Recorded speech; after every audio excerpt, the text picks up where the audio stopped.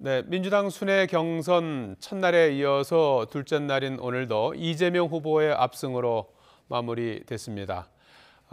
최고위원 선거에서도 친명계 의원들의 약진이 두드러지면서 이재명 후보를 중심으로 한 지도부 체제가 한층 유력해지고 있습니다.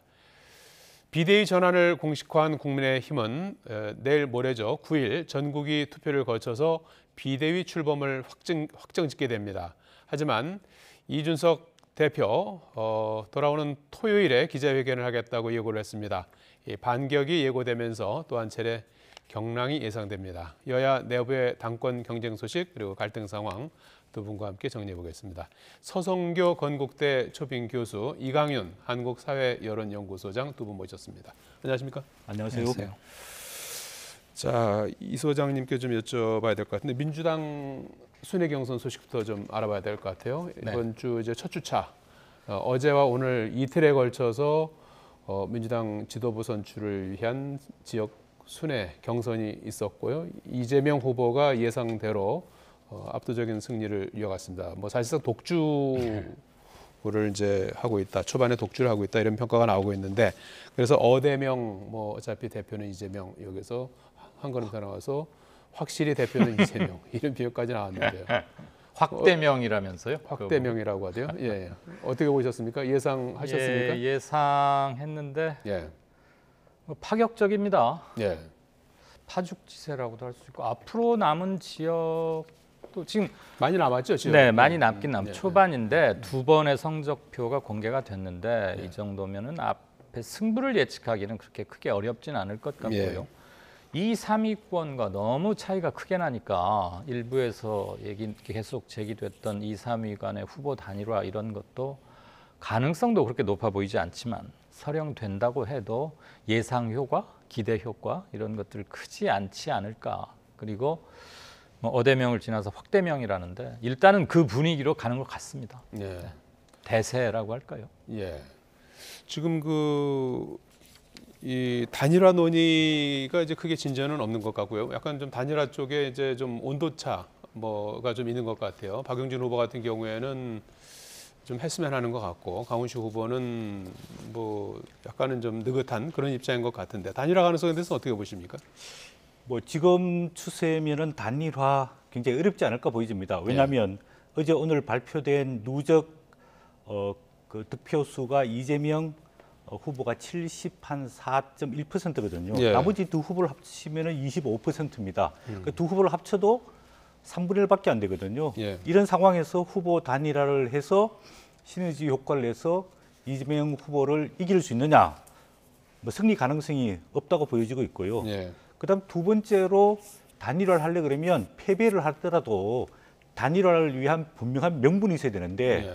두 사람 사이 아까 말씀하신 대로 단일화 온도 차이도 있고 왜 단일화를 해야 되는지에 대해서 명분이 정확치 않기 때문에 단일화는 일단은 어렵다고 보여집니다. 박용진 후보는 뭐 강훈식 후보에 비해서 2배 더 많은 지지를 받고 있기 때문에 본인은 단일화에 적극적일 수밖에 없겠죠. 예. 본인 중심으로 단일화를 하고 싶어 하지만은 강훈식 후보는 상당히 지지율이 떨어지고 있는 상황이기 때문에 현재로서는 단일화에 굉장히 소극적이다.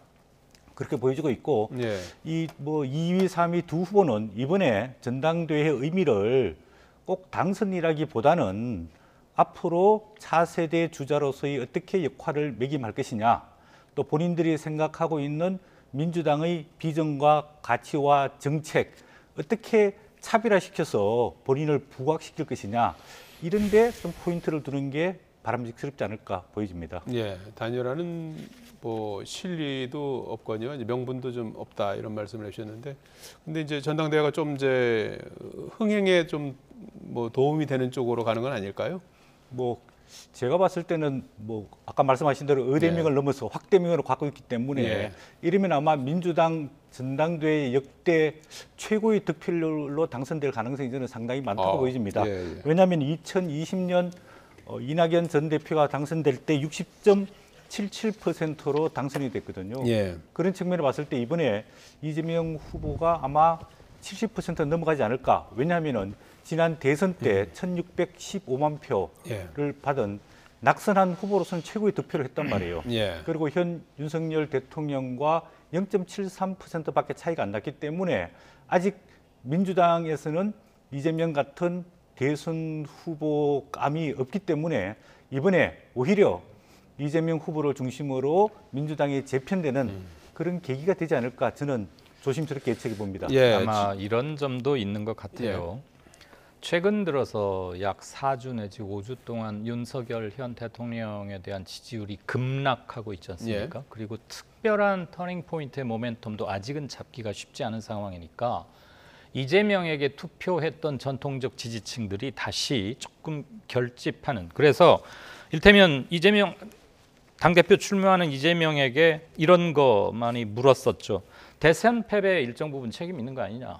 그다음에 인천의 국회의원 보궐선거 나간 거 그거 셀프 공천이었다면서, 그리고 본인이 영입했던 박지현 전 비대위원장의 폭로나 설전 이런 것들 상당히 모양이 좋지 않았고 인상을 찌푸리기도 했고 몇몇 뭐 법인카드 유용건이니 뭐니 해서 조금 그런 게 있는데 그럼에도 불구하고 그런 비판이나 이런 것들이 삽시간에 수면 아래로 가라앉은 데에는 최근의 대통령의 지지율 그것과 강력히 겨뤘던 이재명에 대한 다시 한번 리어게인 뭐 이런 것도 좀 작용을 하고 있는 것 같고요. 그 당대표 되는 것은 전혀 문제가 아닌 것 같은데 되고 나서 안팎으로 일어날 상황 변화 그런 거에 어떻게 대처하느냐가 더 관전 포인트가 아닌가 싶습니다. 지금 그런 맥락에서 보면 이제 최고위원 투표 결과도 지금 친명계 의원의 약진이 좀 두드러지고 거의 있어요. 석권하다시피 어제 오늘 뭐 대체로 순위도 비슷하고 8명이 지금 나와 있는데 경선을 펼치고 있는데 5명이 이제 어제 오늘 변동 없이 이제 그대로 이어졌어요. 5등 안에 들어야 되는데 4명이 이른바 친명계 그렇다고요. 또는 이재명 지지를 천명한 사람들 갑자기 친명계라 그러니까 작년까지만 해도 친명계 없었거든요. 대선 거치고 나서 뭐 나도 친명계다 이러는데 어쨌거나 분류는 그 명칭을 따른다고 하더라도 5명 중에 4명이 친명계이고 고민정 의원 여성 유일한 여성 후보인데 유일한 여성 후보는 아니죠. 5명 안에 지금 유일하게 뜬 여성 후보인데 친문재인계 정도로 분류되니까 이 추세가 크게 뒤집어질 것 같지도 않은 게 표 차이가 상당히 크게 나더라고요. 그렇다고 보면 여기서도 여전히 이재명 현상은 당대표건 최고위원 즉 차기 지도부 구성은 거의 끝나가고 있다 이렇게 볼 수 있겠죠.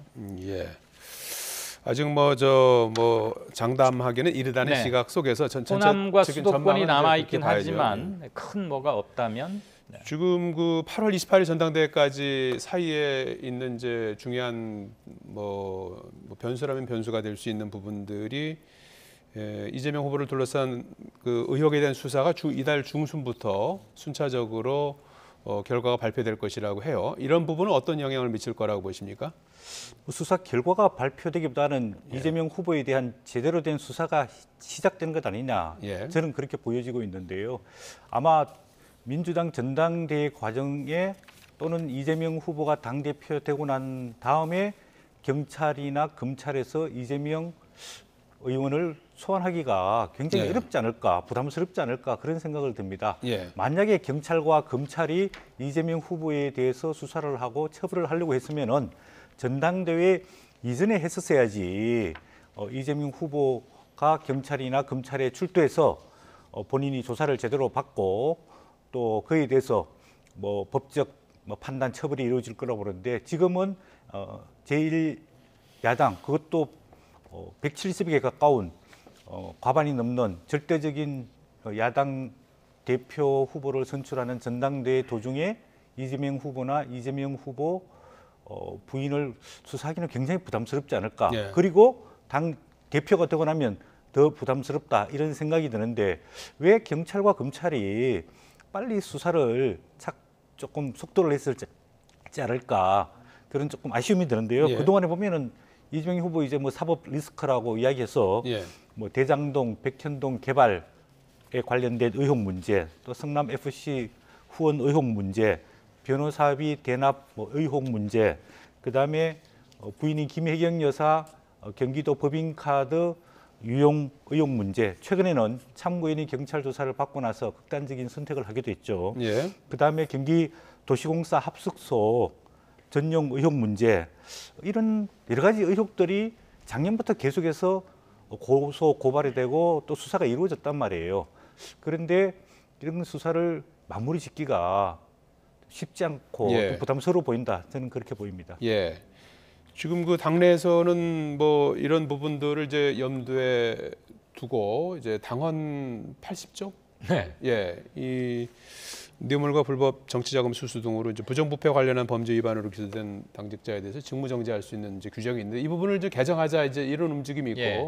또 뭐 옳지 않다는 또 시각도 있는 것 같은데 이 문제는 어떻게 뭐 매듭지어질까요? 저는 이게 급부상한 시기나 예. 개정하고자 하는 내용 모두에서 논란을 유발시키기에 충분하고요. 예. 그런데 썩 그렇게 좋아 보이지는 않고 이재명 강성 지지자들에 의해서 발제되고 추진되고 있어요. 제가 방송 들어오기 전에 잠깐 보니까 대의원들 동조한 대의원이 6만 8천인가 7만에 육박하더라고요. 예. 5만 명을 넘으면 대의원들의 5만 명 이상의 동의를 받으면 당 지도부는 거기에 대해서 답변하게 돼 있고요. 예.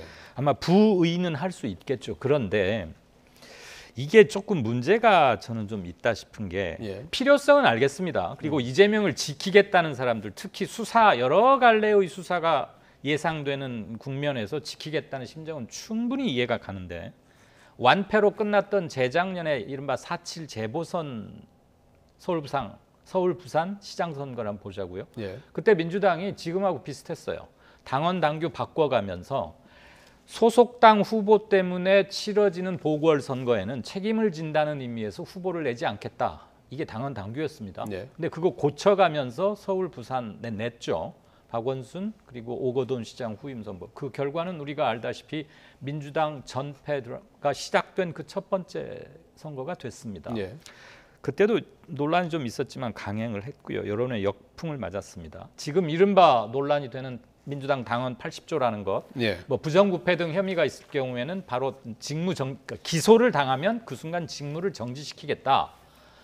저는 그 내용은 상당히 선진적이고 당연히 있어야 할 것이었고 그때 이해찬 당대표 시절에 도입된 건데 이른바 20년 집권을 얘기하면서 거듭나는 그리고 도덕적으로 국민들에게 죄송해 할 것 없는 수준 거듭나는 민주당을 만들자는 취지에서 도입된 거였습니다. 그런데 예. 지금 이재명에게 가해지는 수사 이런 것 때문에 그를 아끼는 지지자들이 이런 얘기를 하는 것은 이해가 가지만 역풍을 부를 수 있다는 점 그리고 예. 국민의힘에도 이와 유사한 게 당원에 있어요. 근데 국민의힘에게 늘 도덕적 우위나 이런 걸 강조하면서 막상 이런 걸 고쳐버리면 또 얘기할 말이 좀 없어지는 예. 것이죠. 그래서 네. 꼭 지금 이 시기에 전당대회를 코앞에 두고 바꿔야 하느냐는 근본적인 질문은 계속될 것이다. 이런 생각이 듭니다. 예. 뭐 거기에 대한 의견은 또 이제 반론이 충분히 있을 수 네네, 있을 것 있죠. 같고요.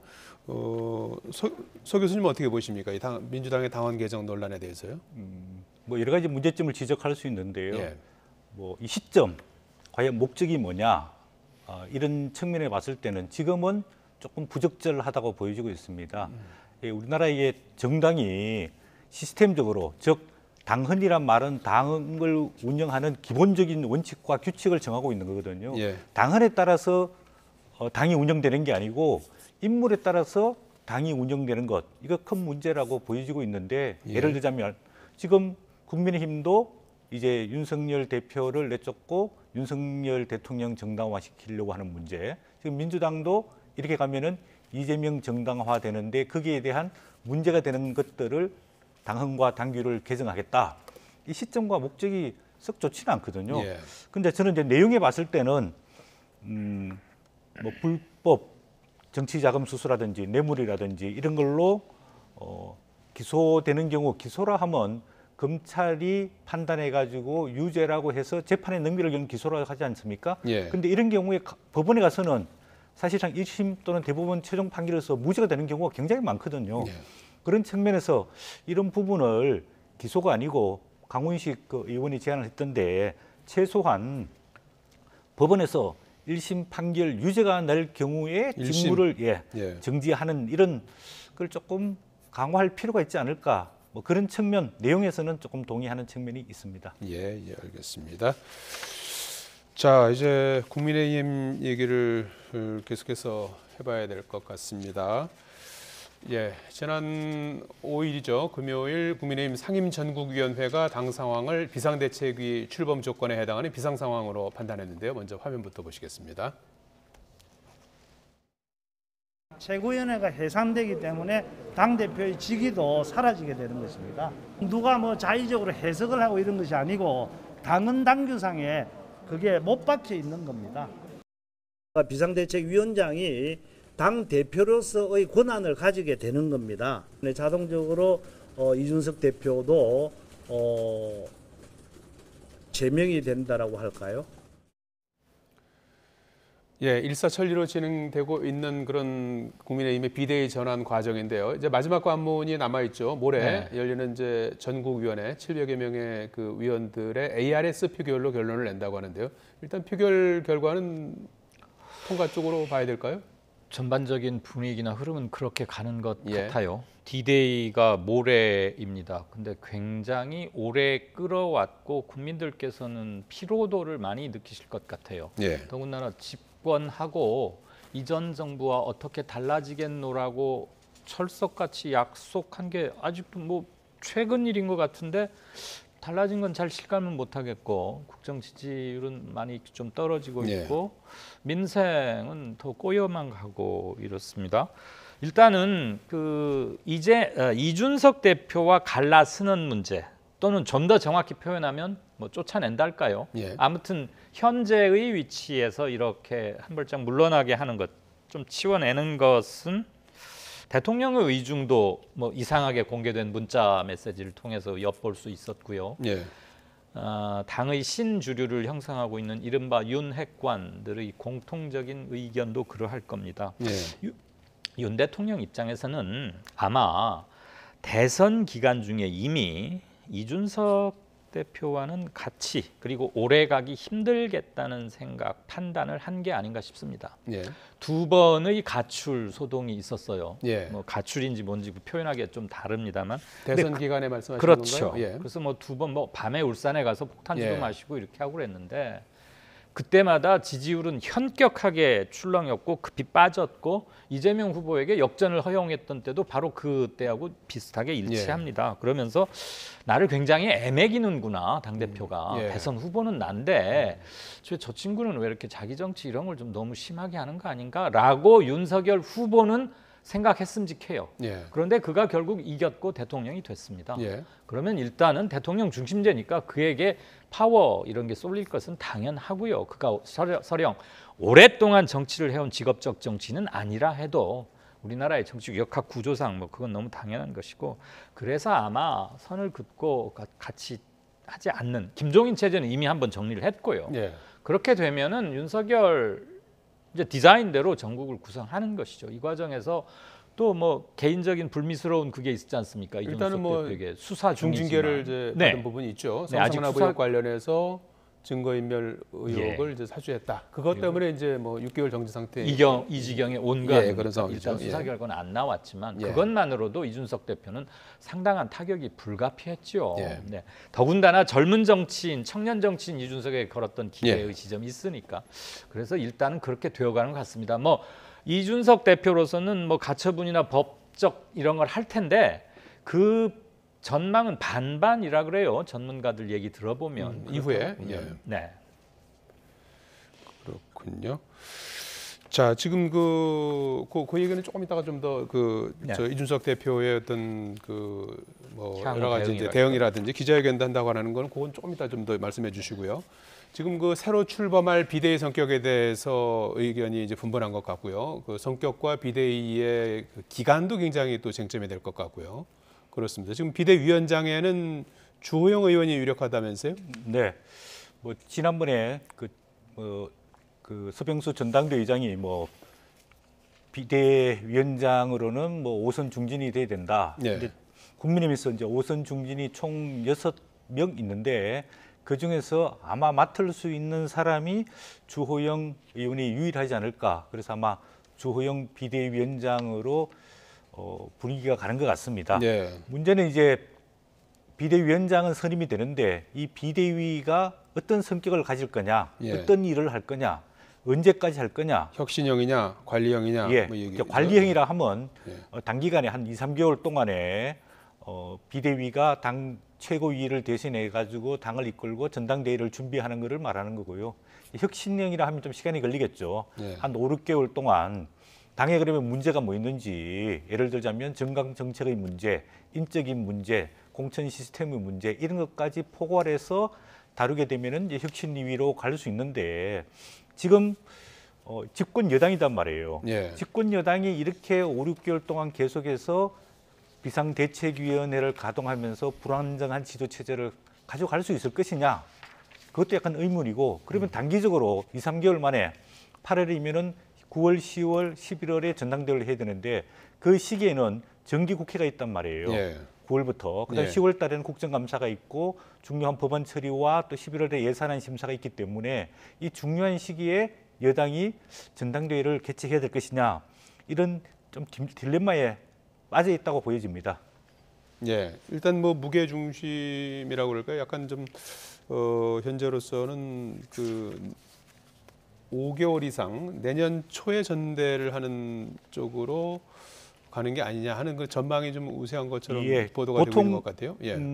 국민의힘 당헌당규 26조에 보면은 당 대표 거리시에 6개월 이상 임기가 남아 있으면은 전당대회를 해서 6개월 이상의 잔임기만 하게 돼 있습니다. 예. 물론 이것도 이제 해석을 논란이 상당히 많은데요. 그렇게 본다면은 이준석 대표의 임기가 내년 6월 10일까지이기 때문에 6개월 전이면 12월 10일입니다. 예. 12월 10일 이전에 전당대회를 하면은 당 대표 임기는 잔임기만 하게 되고요.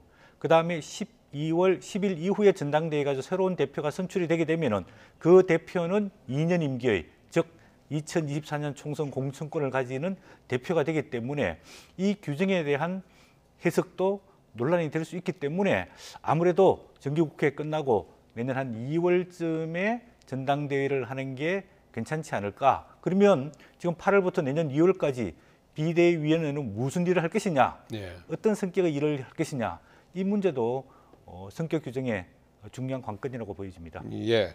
자, 지금 뭐 비대위 출범이 이제 일사천리로 진행이 되고 있고, 비대위가 출범을 하게 되면 이준석 대표도 자동 이제 해임 수순을 밟게 되는 그런 상황인데, 네.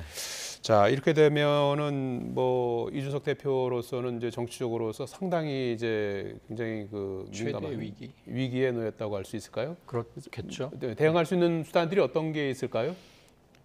이준석 대표 입장에서는 위기에 봉착했다라고 표현할 수밖에 없는 것 같고요. 예. 일단은 가처분 소송 같은 법적인 쟁송으로 지금 당헌당규 해석 부분 및 비대위가 적법하냐, 나를 실효시킨 해임, 결과적으로는 자동 해임시키게 되는 이게 맞는 것인지를 일단 따져볼 겁니다. 그래서 예. 만약에라도 법원 판단에서 귀하가 이준석 대표의 이의제기가 맞다, 이건 당헌당규 해석에 문제가 있다, 고로 원인무효라는 게 나와버리면 국힘은 정말 해산 수준의 대단한 혼란에 빠지겠죠. 예. 그 정도는 아마 지금 비대위를 추진하는 측에서도 검토는 했을 겁니다. 예. 그런데 관련 법조인들 견해는 조금 나뉘는 것 같아요. 예. 어느 한쪽이 완벽하게 문제없이 이긴다고 말하는 사람은 한 사람도 없습니다. 예. 그렇다고 보면 다툼의 소지가 꽤 많다는 얘기인데, 그래서 이제 이준석을 조금 아끼는 측, 또는 이렇게까지 무참하게 내쫓지는 말자고 하는 측에서는 만약에 이준석 대표가 낸 법적 소송들에서 이기게 된다면 대단히 큰 문제에 빠지게 되니까 네. 굳이 그런 위험 부담을 가지면서까지, 이준석 안 그래도 많이 망가져 있는데 이렇게까지 험악하게 내쫓아버리는 일은 하지 말자라는 네. 것이고요. 일정 부분 그게 정서적 호응은 얻고 있으나 메인스트림은 아닌 것 같습니다. 예. 거기에 고민이 있겠고, 13일 날, 9일 날, 그러니까 내일 모레 화요일 날 문제의 비대위원장을 하게 되는데 네, 선출하고 며칠 있다가 13일 날 기자회견을 하겠다고 미리 예고한 것을 보면 예, 조금 전에 글을 올렸다고 그래요. 예. 그랬죠. 그 이후의 예, 상황을 정리를 하고 아마 그런 시간적인 여유를 좀 확보하고서 자기 입장을 밝힐 것으로 보입니다. 예. 자, 기자회견, 이준석 대표로서는 지금 30일 징계받은 이후에 지금 지방을 돌면서 이제 자기 입장을 밝히고 이제 당원들을 만나는 그런 일정을 소화하고 있지 않습니까? 그 이후에 처음으로 이제 공개석상에서 기자회견을 할 예정이에요. 다음 주 토요일에 시간은 아직 안 나왔습니다만은 어떤 얘기를 할까요? 비대위원장 임명 그리고 자신의 해임과 관련한 입장을 얘기할 것 같은데 어떤 일단 이제 시점이 가장 중요하다고 보여지고 있고요. 왜 8월 13일이냐? 예. 아마 8월 9일 날 비대위원장이 선임되고 나면은 8월 12일까지 비대위원들이 선임이 돼서 비대위가 제대로 구성이 될 거라고 보여집니다. 그리고 이준석 대표가 거기에 대해서 가처분 신청을 내는 이제 그런 시점이기 때문에 예. 또 뭐 이거는 조금 뭐 관계가 좀 떨어질지도 모르겠지만은 8월 15일이 이제 광복절이고 광복절 계기로 대통령의 메시지라든지 특별 사면이라든지 이런 내용들이 나올 거기 때문에 그 직전 시점을 잡아서 본인이 억울하게 가처분 신청을 제기하게 된 이유, 그다음에 그 내용, 그다음에 본인이 앞으로 정치적으로 어떻게 대응해 나가겠다 이런 점들을 내용으로 이제 밝힐 거라고 보여지는데 좀 안타까운 것은 이게 지금 집권 여당의 갈등과 내분이 이렇게 전면적으로 즉 진짜 마주보고 달리는 열차가 충돌 직전에 있는 것 아닙니까? 예. 지금 경제 문제라든지 외교 문제라든지 또 정부가 출범한 지 3개월밖에 안 됐는데 여당의 지도체제 문제를 이런 식으로 해결될 거냐? 법적으로, 권력적으로 좀 더 정치적인 해법은 없었을까? 예. 지금은 없을까? 이런 데 대해서 상호 조금 고민을 해서 조금 서로 충격도 적게 받고 국민들의 불안감도 해소할 수 있는 그런 해법을 조금 아직까지도 좀 찾아봐야 할 시점이 아닌가 그런 생각이 지금도 듭니다. 뭐 있다고 보십니까? 내일 모레 전국위원회가 열리고 거기에서 이제 다 이제 사실상 이제 뭐 이제 예정된 비대위가 이제 대로 구성이 되겠죠. 예. 그럼 이제 이준석 대표가 예. 과연 이제 법적인 투쟁에 나서고 또 외곽에서 계속 여론전을 펴면서 예. 정치적인 공격을 할 것이라고 보여지는데 예. 좀 뭐 어쨌든 간에 지금 여권의 최고 지도자는 윤석열 대통령이지 않습니까? 예. 대통령이 조금 나서서 이준석 대표한테 전체적인 상황과 또 정치적인 뭐 좀 제안을 해서 본인이 강력 반발하는 부분을 좀 흡수를 하고 이준석 대표가 조금 학습하고 본인을 따듬는 좀 기간 여유를 주면서 이준석 대표도 본인이 좀 회복할 수 있는 그런 여유를 주는 게 좀 필요하지 않을까 저는 개인적으로 그런 생각이 듭니다. 이강윤 소장님은 어떻게 보십니까? 마주 달리는 기관차에서 어떤 접점, 절충점을 찾을 수 있다고 보십니까? 저는 찾을 수 있었다면 이 지경까지 오지도 않았겠고요. 예. 조금 전 말씀에 국민들이 이런 거 보고 불안해하신다. 국민들 불안감을 좀 덜어줬으면 좋겠다. 그 말씀을 꺼낸 취지는 이해하겠습니다만 예. 집권 여당의 이런 내홍 사태를 보고서 불안감을 느끼는 국민은 극소수일 것이고요. 답답하거나 한심하다고 여기는 국민들이 대부분일 겁니다. 우리 국민들이 집권 여당 몇 사람의 쟁투 가지고 불안해할 만큼 허약하지 예.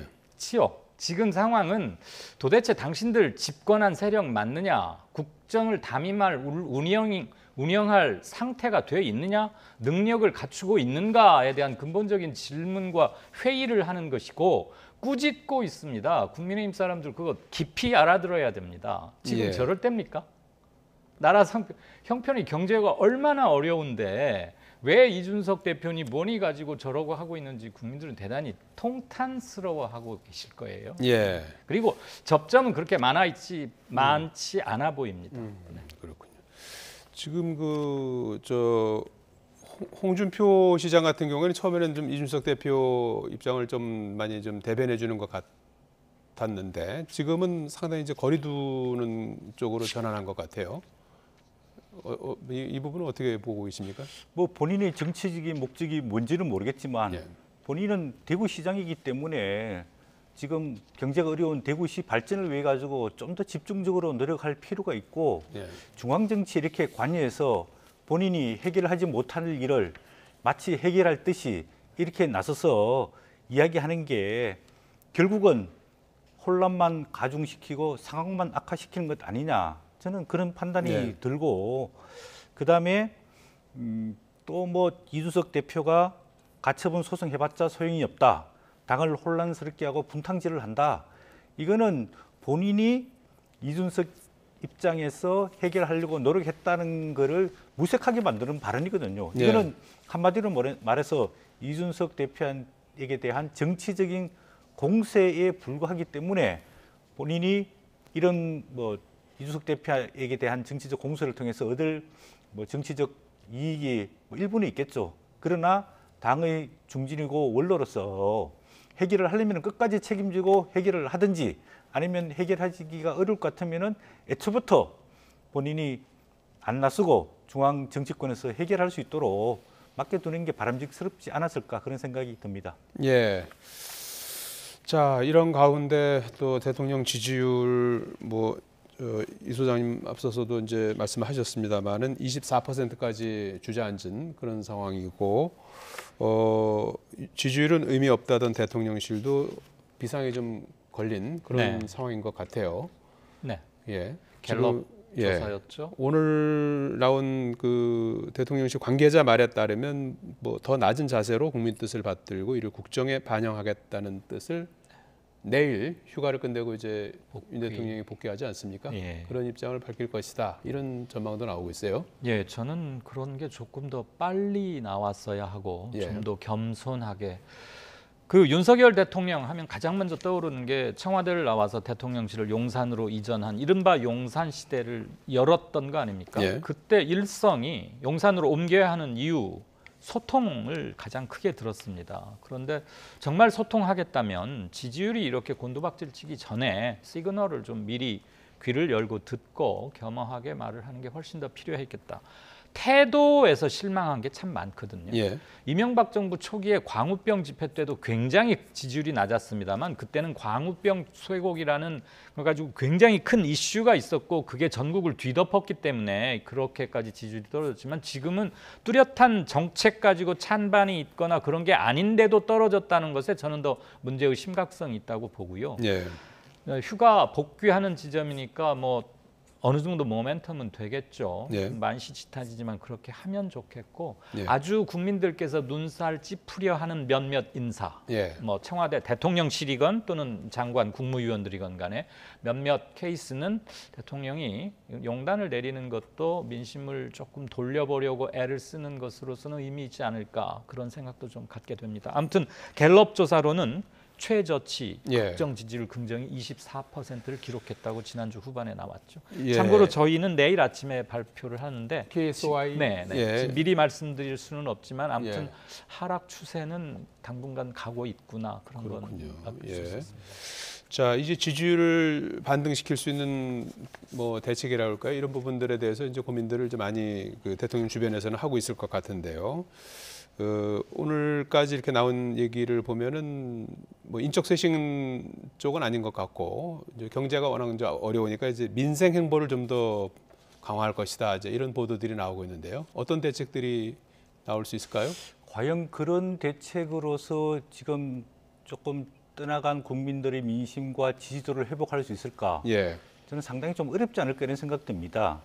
지금 이제 여권은 대통령실뿐만 아니라 국민의힘 또 사실 지금 내각도 총리나 장관이 제대로 역할을 하지 못하고 있다 이런 국민적 비판이 뜨겁거든요. 예. 그러면은 이 총체적인 난국으로 또 위기로 좀 인식을 하고 근본적인 문제가 무엇인가 그 문제를 파악해 가지고 해결하기 위한 조금 전면적인 대책이 필요한데 그렇다고 해서 이 문제를 대통령이 책임을 지고 뭐 이렇게 하라 그렇게 하기는 어렵지 않습니까? 예. 그러면 결국은 책임질 사람이 참모들이란 말이에요. 예. 가장 가까이서 모시고 있는 대통령 비서실장, 그다음 수석 비서관 이런 분들은 이 사태에 대해서 책임감을 느끼고 조금 용퇴를 해야지 대통령이 인사를 조금 할 수 있는 여유 공간이 생기는 거거든요. 예. 그리고 대통령이 만약에 인사를 하게 되면은 아까 우리 소장님 말씀하신 대로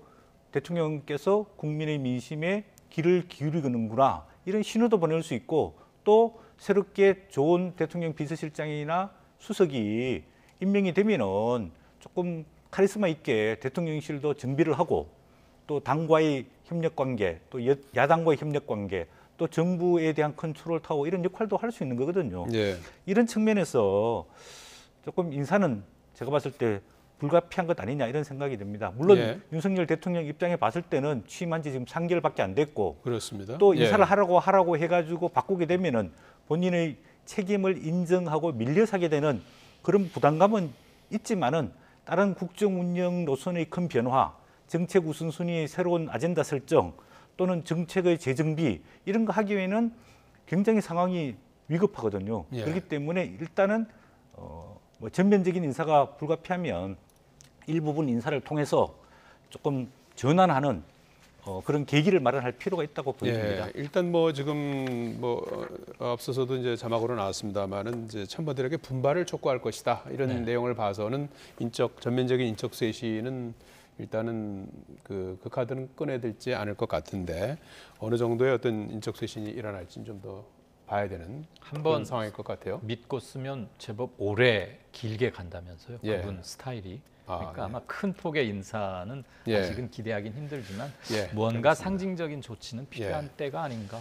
자, 이번 주에 또 뭐 아주 그 굵직굵직한 뉴스들이 많이 지금 있습니다. 이제까지 다룬 것들이 이제 이번 주에 일어날 것이고 또 광복절을 맞아서 이제 특별 사면 카드도 또 있지 않습니까? 네. 특사의 범위 대상에 따라 또뭐 지지율에도 영향을 미칠 텐데요. 무엇보다도 이명박 전 대통령 또 야권 인사인 김경수 지사의 사면에 관심이 집중되고 있는데요. 예. 범위 어떻게 예상하십니까? 이명박 전 대통령에 대한 사면은 뭐 거의 확실한 것 같고요. 예. 국민들 여론이 썩 좋지 않은 건 아마 대통령 자신이나 대통령실에서도 충분히 파악하고 있겠지만 그래도 이건 할 것 같습니다. 예. 지지층 회복이라는 측면도 있겠고요. 예. 김경수 지사는 솔직히 잘 모르겠습니다. 예. 그런데 아마도 전향적이고 파격적인 것을 택한다면 넣을 수 있겠고요. 우리 대통령들의 주요 1년 동안에 3번의 스피치가 중요하다고 봅니다. 1월 연초 발표하는 연두 교성, 예. 두 번째 3.1절, 그리고 세 번째가 8.15인데요. 8.15 때는 대개 대외 외교 안보 관련해서 주요한 내용들을 담곤 했습니다. 예. 이번에는 내치 부분에서 방금 앵커께서 말씀해 주신 사면 부분과 함께 예. 뭐 한일 관계 등등 외교에 대한 것도 좀 있지 않을까. 그것도 함께 저는 관심을 좀 두고자 합니다. 예. 서 교수님 특별 사면 관련해서 좀 예, 끝으로 특별 정리해 주시죠. 사면은 이제 대통령의 권한이기 때문에 지금 예. 법무부 특별 사면 심사위원회에서 거의 이제 심사를 하고 있을 거로 보이는데 뭐 정치권 일부와 또 경제계에서 요구하고 있는 경제 인사들 그다음에 좀 이게 정부 초기에는 첫 이제 특별 사면이지 않습니까? 예. 대폭적인 사면을 했습니다. 예를 들면 옛날에 김영삼 대통령 민생사범 4만 명 특별 사면한 적이 있고요. 김대중 전 대통령도 국민 화합을 위해서 522만 명 특별 사면한 적이 있습니다. 그래서 이번에는 대통령이 꼭 뭐 국정 운영을 위해서라기보다는 국민 대통합을 위해서 정치인, 경제인, 민생에 대해서 탁 좀 대폭적인 사면이 좀 필요하다고 보여지고 있고 아까 예. 우리 소장님 말씀하신 대로 이번에 이제 8.15를 계기로 해서 특별 사면이 이루어지고 대통령의 뭐 광복절 메시지가 예. 나오고 그다음에 8월 17일이 이제 대통령 취임 100일이거든요. 아, 그렇군요. 100일 예. 때 대국민 기자회견이나 국민과의 소통하는 방식을 통해서 하면은 대통령이 전반적인 국정 운영이 좀 턴어라운드 할 수 있는 좋은 계기를 마련할 수 있지 않을까 그런 생각이 듭니다. 예, 예, 알겠습니다. 예, 정가 소식 이렇게 짚어봤습니다. 서성교 건국대 조빙 교수, 이강윤 한국사회여론연구소장과 말씀 나눠봤습니다. 고맙습니다. 맞습니다.